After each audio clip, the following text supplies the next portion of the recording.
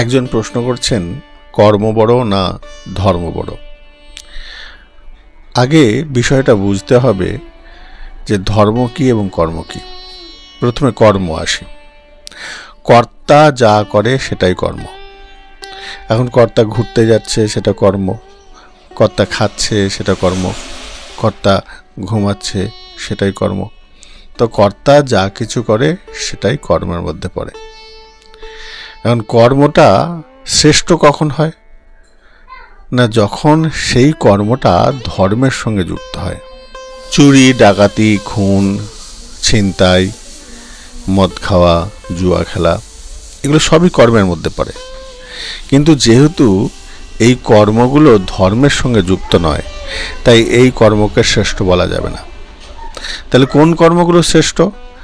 দান, ধ্যান, মানুষকে সাহায্য করা, অহিংসা করা, এই যে প্রবৃত্তিগুলো, এই কর্মগুলো যেহেতু ধর্মের সঙ্গে যুক্ত রয়েছে, সেই জন্য এই কর্মগুলো শ্রেষ্ঠ। তাই কর্ম তখনই শ্রেষ্ঠ হবে, কর্ম তখনই বড় হবে যখন ধর্মের সঙ্গে যুক্ত থাকবে।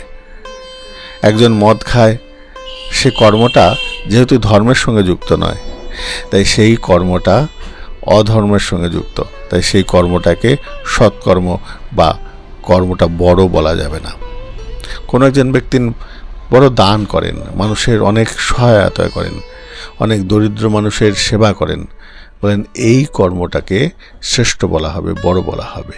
অনেক ক্ষেত্রে কি হয়, কর্মটাও ধর্মের রূপ নিয়ে নেয়। যখন সেই কর্মটা যদি ধর্মের সঙ্গে যুক্ত হয়, সৎ কর্মের সঙ্গে যুক্ত হয়ে যায়, তখন সেই কর্মটাও ধর্মের রূপ নিয়ে নেয়।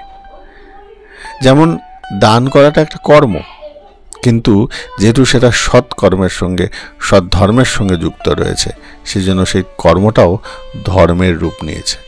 তাই আমরা জানতে পারি, বুঝতে পারি যে কর্ম তখনই বড় হবে যদি ধর্মের সঙ্গে যুক্ত থাকে।